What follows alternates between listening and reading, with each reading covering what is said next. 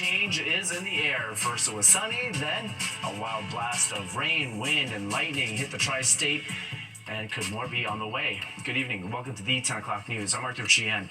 The worst of the weather appears to have moved out, but not before causing quite the mess. Let's take a live look at Newark Liberty International Airport. The big three, JFK, LaGuardia, and Newark, all experience on and off ground stops due to the storm. It is creating a big headache for flyers tonight. 3 hours is the average delay at EWR right now, while at JFK, flight delays are running over 2 hours. And people attending a festival in East Harlem today, well, this is what it looked like there. They got hit with the storm. Some say it felt like a tornado was ripping through that area. And as you can see, many of the displayed tents and tables got knocked over by the strong winds. Meteorologist Audrey Puente joins us now. This is a major change from that mild weather that we were getting used to that kicked off September. Very true, Arthur. And it's such a shame for a lot of folks that were outside and caught off guard a bit when all the rain came through. It was really strong gusty winds that we experienced that did wreak a bit of havoc across parts of the area with downed trees and a couple of power lines too. We're left with some cloud cover right now. Temperatures at 66 in Central Park, 68 at LaGuardia. We're at 72 in Atlantic City, and we are reporting patchy drizzle and some rain showers too. Here's a look at the radar, and we can see there's still a line of rain that we're dealing with here, but it's lost its intensity that we had earlier this afternoon. It is kind of traversing to the east, but it's ever so subtly northeast to east here. And if we go to the Hudson Valley, we'll see we have some light rain showers up and down the Palisades Parkway here and across the New York State Thruway. Same thing out towards Fairfield, Connecticut, and in Long Island too. We're getting some wet roadways just near the border of Nassau and Suffolk County, in and around the 5 boroughs. We do have some rain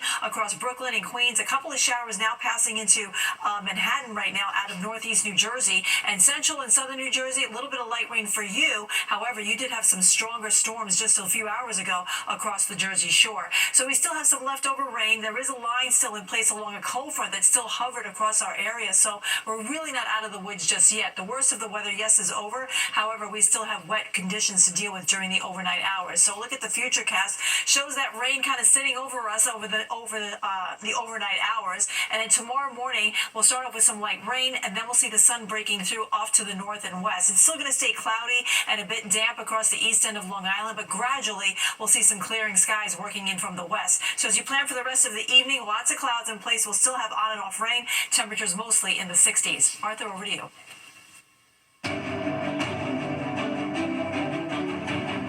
And now to the race for New York City Mayor Zohran Mamdani holding a town hall, taking the stage with a national figure in Bernie Sanders. Mamdani, Cuomo, and Sliwa all taking swings at Mayor Eric Adams after he came out saying he is not leaving the race. Fox 5's Jessica Formoso has a story from Brooklyn. Democratic mayoral nominees Zohran Mamdani and Senator Bernie Sanders taking the stage together Saturday evening in a town hall at Brooklyn College. I hope the Democratic leadership thinks a little bit about how the crowd here responded and really thinks about the future of the party. The town hall, part of Bernie Sanders' national Fighting Oligarchy tour, the two Democratic socialists praising each other and urging supporters to join their fight and get Mamdani elected in November's mayoral election. So what are these people, these oligarchs, afraid of? They're afraid of Mr. Mamdani becoming an example to what can happen all over this country. In a race of 4 where only one can win, the gloves coming off. Mamdani using this town hall to blast his opponents. New York City is not for sale to Donald Trump's billionaire donors. It is not for sale to corrupt politicians like Andrew Cuomo. Those comments come after President Donald Trump's recent statements of having 2 of the candidates drop out of the race, so Zohran Mamdani's chances of winning decrease. Republican candidate Curtis Sliwa telling reporters Saturday President Trump has the right to say what he thinks. I understand why he wants to defeat Zohran Mamdani, but if he's banking on Andy Cuomo, a loser in the primary, why would you want to make the same mistake twice? There were speculations and rumors that Mayor Adams was dropping out of the race to take a job with the Trump administration. But a day after Adams came out saying he will not give in to pressure, telling New Yorkers the rumors are lies, this morning at the Labor Day parade, he once again reassuring New Yorkers he's in it to win it. I can't be any clearer. I'm in the race until represent what I am. I'm one of them. The other two elite candidates, they're not one of them. They're just the opposite. Former Governor Andrew Cuomo, who was also at the parade, coming out swinging, dismissing Mayor Adams while attacking Mamdani's policies. President Trump couldn't create a better candidate to hurt the Democrats than socialist Mamdani. Meanwhile, back at the town hall, Mamdani telling supporters they will continue to organize beyond this election. In Brooklyn, I'm Jessica Formoso, Fox 5 News. Officials in New Jersey tonight say the suspect who exchanged gunfire with police in Jersey City yesterday has died. Shots were reportedly fired at marked police vehicles yesterday afternoon on JFK Boulevard near Clinton Avenue. Police returned fire, and the New Jersey Attorney General's office now says the gunman has died from his injuries. His identity has yet to be released, and thus far there's no word on why he opened fire on police. The NYPD has released new images of the suspects in a drive-by shooting that took place in the Bronx. Police say around 9 p.m. on Friday, August 29th, the two men, seen here, rode up on a motorcycle to a group of people in front of the building on Marion Avenue in the Fordham neighborhood. They say one of the suspects then opened fire, hitting three men on the sidewalk, including an 18-year-old. The incident was caught on dashcam video by a nearby driver. All three victims are recovering. Mayor Adams recently announced he is sending 1,000 more police officers into the Bronx as part of an effort to respond to a summer spike in gun violence in that borough. The sports world is remembering one of the greats tonight, former Mets coach Davey Johnson, who led the team to the unforgettable win in the World Series in 1986, has died. Fox 5's Jennifer Williams joins us now with some on his legacy and also on some really moving reaction tonight to his passing. Jennifer. That's right, Arthur. As you'll hear, as a player and a coach, Johnson helped the Mets go from bad to amazing. Johnson had a role in both of the club's World Series titles, but it was the type of leader he was, fearless, tough, and decisive, that earned him the respect of his peers and helped them realize their own potential. And for that reason, Johnson's legacy as one of baseball's all-time greats will forever live on through all the lives he's touched. Well, it's up to Dave Johnson now to save the Orioles. Davey Johnson's connection to the Mets began way before he managed the team.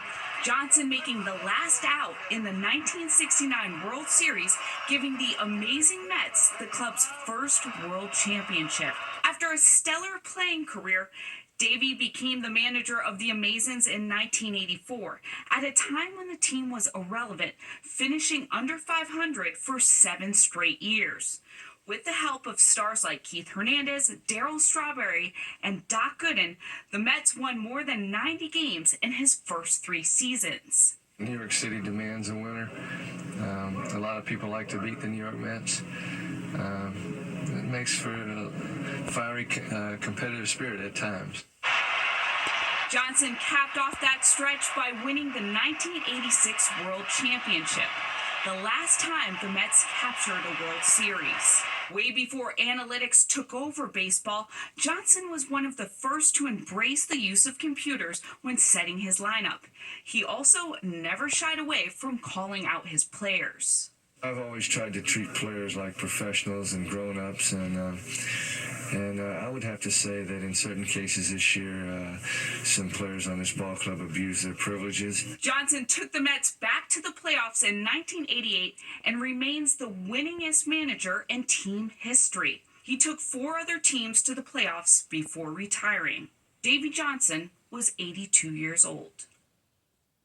As a player, the second baseman was a 4-time All-Star and won 2 World Series, and of course, he managed the Mets to their dramatic victory in the 1986 World Series. Meanwhile, 2 of his former players, Ron Darling and Keith Hernandez, spoke about Johnson's legacy prior to the Mets-Reds game. One of the great hires, I think, in Met history, and I just loved playing for him. And he was just so supportive of me at a time when I needed it. And he was a player's manager, and I'll miss him. He definitely was the leader, and he would tell you what to do and when to do it. But if we won a game or won a series, he liked celebrating with us all. He was just a little kid at heart. He just never took it for granted, that winning. And he was just really special. Just an outpouring of respect and admiration for Johnson, who brought out the best in his players. That's what good leaders do. Arthur? Try to do. All right, thank you so much, Jennifer. Well, Omar lives on, honoring the late actor Michael K. Williams. Friends and family are marking the 4th anniversary of his death by remembering the contributions he made to his community. And a history-making weekend for Catholics. Carlo Acutis is set to become the first millennial saint. And do you feel lucky? The Powerball jackpot is now the second largest in U.S. lottery history. We've got the excitement next.